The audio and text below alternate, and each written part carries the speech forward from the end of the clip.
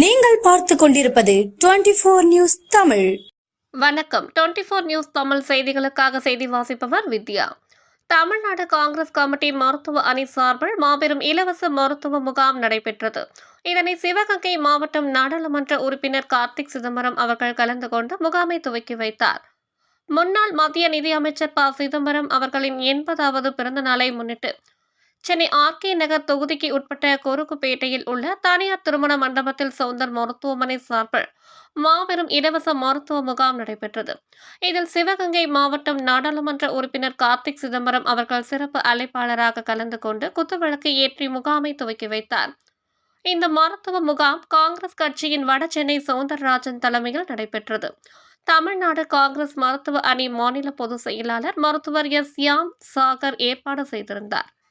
இந்த மருத்துவ முகாமில் இரத்த பரிசோதனை, இரத்த அழுத்தம், கண் பரிசோதனை, நுரையீரல்கள் எவ்வளவு ஆரோக்கியமாக உள்ளன என்று தெரிந்து கொள்ளுதல், ஹீமோகுளோபின் உள்ளிட்டவை பரிசோதனை செய்யப்பட்டன. பரிசோதனை செய்யப்பட்டவர்களுக்கு ஏதேனும் குறைபாடுகள் இருந்தால் அதற்கான மருந்து மாத்திரைகள் மற்றும் ஊட்டச்சத்து டானிக் உள்ளிட்ட வகையான மருந்துகள் வழங்கப்பட்டன. இதில் 400க்கும் மேற்பட்ட அப்பகுதி மக்கள் பயனடைந்தனர். இந்நிகழ்ச்சியில் காங்கிரஸ் கட்சியின் நிர்வாகிகள், தொண்டர்கள் என பலர் கலந்து கொண்டனர்.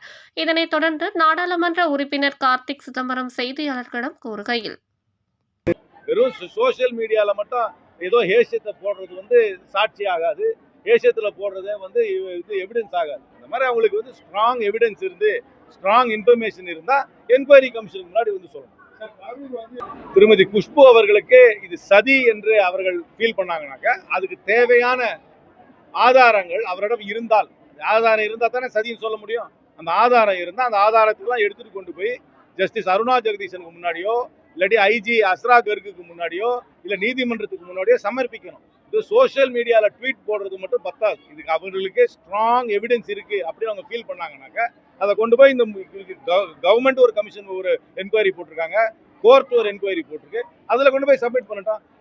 இதுக்கு ரெண்டுக்கும் சப்மிட் பண்ண முடியாது அப்படின்னு நினைச்சாங்கன்னா கோர்ட்ல ஒரு அஃபிடவிட்டாவது ஃபைல் பண்ணட்டும். அதனால that is the proper way. சும்மா சோசியல் மீடியாவில் இது இவர்கள் மேல குற்றச்சாட்டு அவர்கள் மேல குற்றச்சாட்டு சொல்றதுல எந்த பிரயோஜனம் கிடையாது. அந்த மாதிரி குற்றச்சாட்டு வைப்பவர்களுக்கு ஆதாரம் இருந்தால் அந்த ஆதாரத்தை எடுத்துக்கொண்டு அவர்கள் ஒரு உண்மையான சட்டத்தை மதிக்கிறவர்களாக இருந்தால் அந்த ஆதாரத்தை எடுத்துக்கொண்டு அந்த கமிஷனுக்கு முன்னாடியோ அந்த என்கொயரிங் ஆபீசருக்கு முன்னாடியோ போய் சமர்ப்பிக்க வேண்டும். யார் வேணாலும் எந்த வழக்கறிஞர் வேணாலும் அவர்களுக்காக வாதாடுவதற்கு அவங்க வச்சுக்கலாம். அது அவருடைய ஜனநாயக உரிமை. இதுல போய் என்ன இருக்கு, விமர்சனம் பண்றதுக்கு ஒண்ணும் இல்லையா?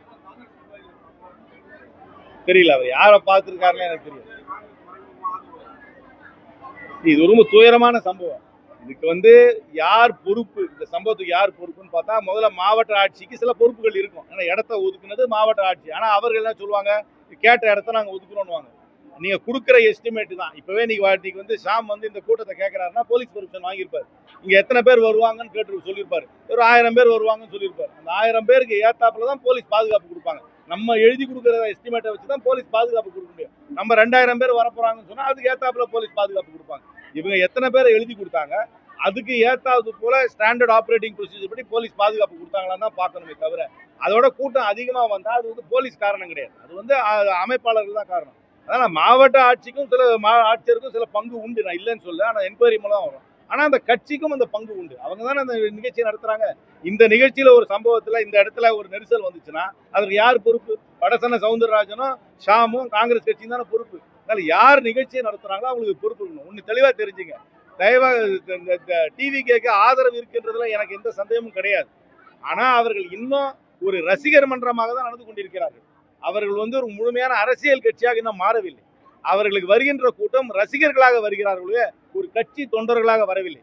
ஒரு கட்சி தொண்டர்களாக வந்தாங்கன்னா அவங்களுக்கு ஒரு கமாண்ட் அண்ட் கண்ட்ரோல் ஸ்ட்ரக்சர் இருக்கும். அங்க ஒரு வட்ட செயலாளர் இருப்பாரு, ஒரு மாவட்ட செயலாளர் இருப்பாரு, மாநில நிர்வாகி இருப்பாங்க. அவங்க சொல்ற கட்டளைக்கு அடங்குபவர்களாக இருப்பதான் கட்சி தொண்டர்கள். ஆனா இதுக்கு வர்றது முழு ரசிகர் கூட்டம். ஆதரவு இருக்கின்றது ஏத்துக்கிறேன். அதனால ஒரு முழுமையான அரசியல் கட்சியாக என்னை பொறுத்த வரைக்கும் டிவிக்கே இன்னும் மாறவில்லை. ஒரு ரசிகர் மன்றமாக தான் இருக்கிறது.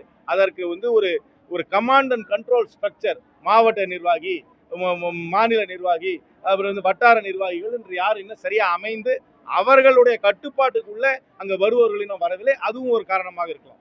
கூட்டம் ஜாஸ்தியா வந்துச்சுன்னா போலீஸ் ஆகாயத்துல இருந்தா கொண்டு வந்து இறக்குவாங்க. இருக்கிற ஃபோர்ஸ் தான் அனுப்ப முடியும். திடீர்னு ஒரு கூட்டம் நம்ம எஸ்டிமேட்டட் கூட்டத்தோட அதிகமா வந்துருச்சுன்னா இருக்கிற போலீஸ் ஃபோர்ஸ் அந்த டிஸ்ட்ரிக்ட்ல இருக்கிறது தானே டிப்ளாய் பண்ண முடியும். என்ன திடீர்னு எங்க இருந்ததுன்னா ஏர்லிஃப்ட் பண்ணியா போலீஸ் வந்து அங்க வந்து கரூர்ல வந்து இறக்குவாங்க. பிராக்டிக்கலா பாருங்க. ஒரு இடத்துல நம்ம ஒரு எஸ்டிமேட் கொடுக்குறாங்க, அந்த கூட்டத்தை நடத்துறவங்க ஒரு எஸ்டிமேட் கொடுக்குறாங்க, அந்த எஸ்டிமேட்டுக்கு செக்யூரிட்டி கொடுக்குறாங்க, அதோட ஜாஸ்தியா வந்துருச்சுன்னா ஒரு பிராக்டிக்கலா தான் அந்த எஸ்பியால ஒரு ஒரு ஒரு ஒரு போலீஸ் ஃபோர்ஸ் கொடுக்க முடியும். இல்லாட்டி எங்க இருந்து அவர் வந்து போலீஸ் ஃபோர்ஸ் வந்து இறக்குவாரு. அதனால பிராக்டிக்கலா பார்க்கணும். அதான் சொல்றேன், இந்த ஏசியம் எல்லாத்தையும் வச்சு ஒன்றும் ஒரு முடிவுக்கு வர முடியாது. யாருக்காவது இந்த மாதிரி கருத்து இருந்து அந்த கருத்துக்கு அவர்கள் ஆதாரம் இருந்தால் என்னை பொறுத்த வரைக்கும் அவர்கள் ஜஸ்டிஸ் அருணா ஜெகதீசனுக்கு முன்னாடியோ இல்லைன்னா ஐஜி அஸ்ரா கர்குக்கு முன்னாடியோ கொண்டு போய் அதை சமர்ப்பிக்க வேண்டும் என்று கேட்டுக்கொள்கிறேன்.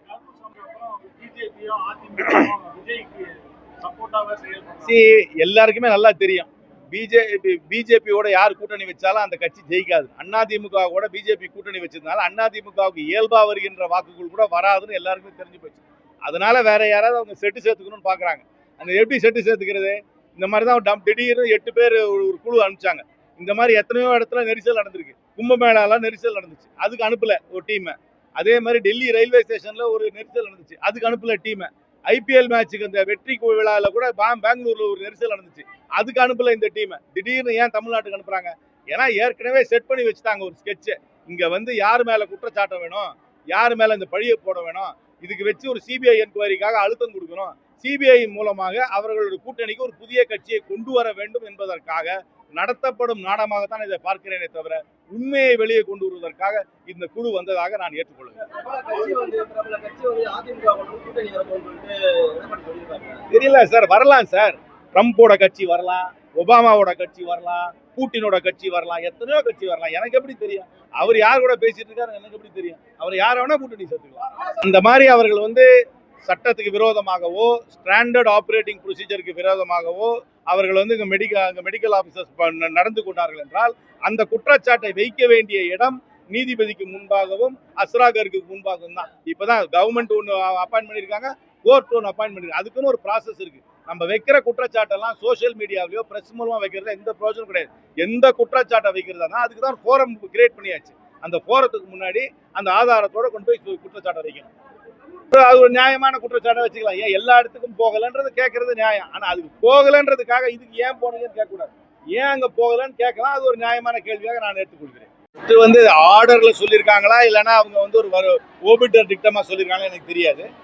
அதான் அவங்க சில கமெண்ட்ஸ் போட்டிருக்காங்க. என்கொயரி முடியட்டும், அதுக்கு பாத்துக்கலாம். அது என்கொயரி முடியட்டும், அப்புறம் பாத்துக்கலாம்.